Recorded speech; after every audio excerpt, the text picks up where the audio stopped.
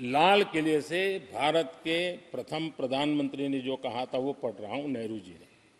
उन्होंने कहा था, हिंदुस्तान में काफी मेहनत करने की आदत आम तौर से नहीं है।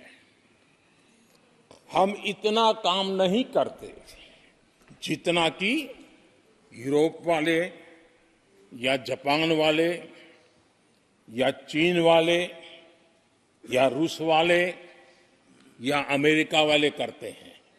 ये नेहरू जी लाल किले से बोल रहे हैं। यह न समझिए,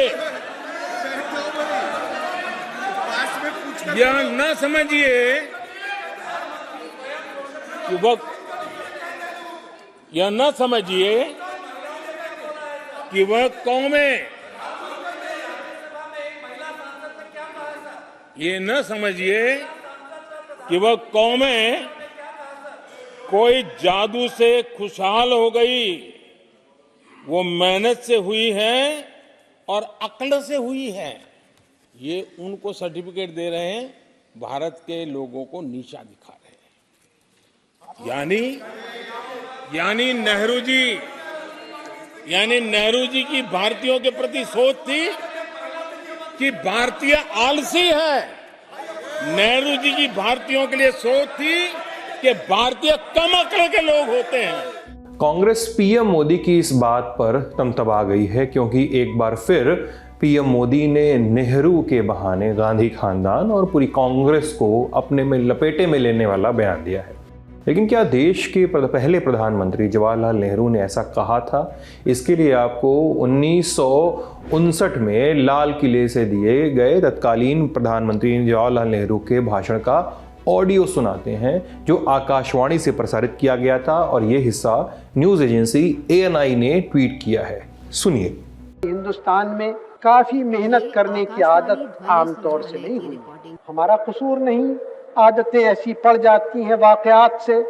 लेकिन बात यह है कि हम उतना काम नहीं करते जितना कि यूरोप वाले या जापान वाले या चीन वाले या रूस वाले कहीं करते या अमेरिका वाले। ये न समझिए कि वो कौमें खुशहाल हो गई कोई जादू से, मेहनत से हुई हैं और अकल से हुई हैं। तो हम भी मेहनत और अकल से बढ़ सकते हैं, कोई और चारा नहीं। यानी इसका मतलब है कि इन जैसे शब्दों के फेर में ना पड़े तो नेहरू जी ने आलसी शब्द का इस्तेमाल नहीं किया। हाँ, ये जरूर कहा कि हमें काफी मेहनत करने की आदत नहीं हुई है। ये भी नहीं कहा कि हिंदुस्तानियों की अक्ल कम है। हाँ, ये जरूर कहा कि दूसरे देश मेहनत और अक्ल से आगे बढ़ें। ये नेहरू ने तब कहा था जब समय थोड़ा अलग तो था, और अब तो थोड़ा अलग है ही। अब विपक्ष के नेता जो हैं वो इसका हवाला दे रहे हैं, कह रहे हैं तब के और अब के हालात में बहुत फर्क है। सुनिए विपक्ष के लोगों को। प्रधानमंत्री जी को क्या कहूं, उनके स्क्रिप्ट राइटर कम से कम इतिहास में उनको वो जगह नहीं दिला पाएंगे जो हासिल है नेहरू को। नेहरू को कौन सा देश मिला था और आपको कौन सा देश मिला? कल्पना कर लीजिए, तुलना कर लीजिए।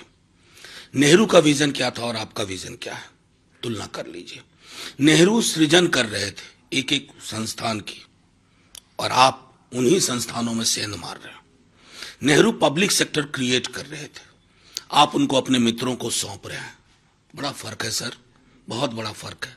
आसमान पे पत्थर उछाल के मारेंगे ना, नीचे ही गिरेगा, शायद आपके आसपास। नेहरू जी के देहांत होके 60 साल हो गए, फिर भी यही कह रहा है कि नेहरू जी की गीत गाते ही रहते हैं कांग्रेस के खिलाफ। देखिए, आप कांग्रेस से गए 10 साल पहले, आप तो सत्ते में है 10 साल से, आप अपनी ही चीज, वो अपनी जिम्मेदारी ले लीजिए।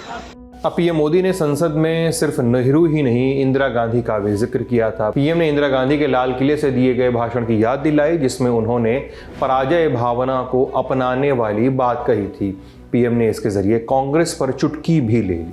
सुनिए। इंदिरा जी ने जो लाल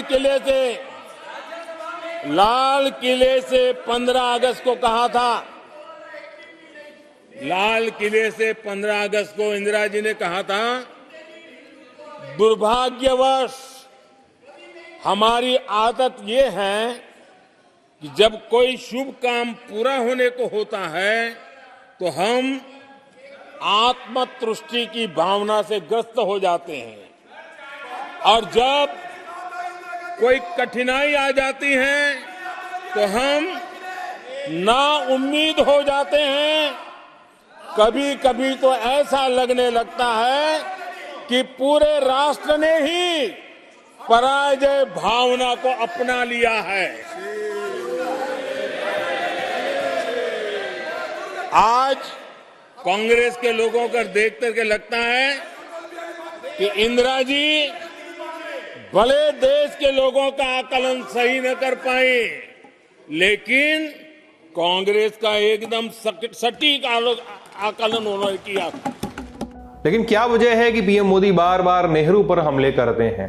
दरअसल नेहरू के जरिए वो बार बार वंशवाद की याद दिला जाते हैं कि कैसे नेहरू गांधी खानदान को ही कांग्रेस ने हमेशा आगे किया। नेहरू, इंदिरा, राजीव, सोनिया और राहुल, प्रियंका के पास ही शक्तियां रहीं। हालांकि दूसरा पक्ष याद दिलाता है कि कांग्रेस के अध्यक्ष अब मल्लिकार्जुन खड़गे हैं।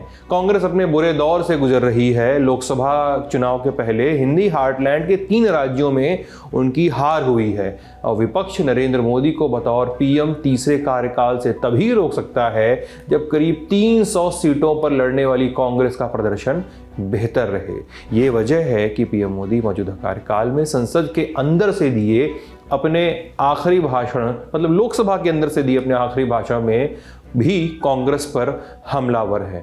एक रणनीति ये भी है कि कांग्रेस और विपक्ष के नेता इन हमलों का जवाब दें और बीजेपी जिस पिच पर चाह रही है कि वो लोग खेलें, वो उस पिच पे उतर आए। लोकसभा चुनाव तक ऐसे वार और पलटवार जैसे कांग्रेस करती रही है, गौरव गोगोई ने जैसा कल जवाब दिया था पीएम के भाषण के समय और अधीर रंजन चौधरी ने, तो ऐसे पलटवार लोकसभा चुनाव तक और तेज और तीखे होंगे। संसद के बाहर भी अब बातें शुरू होंगी।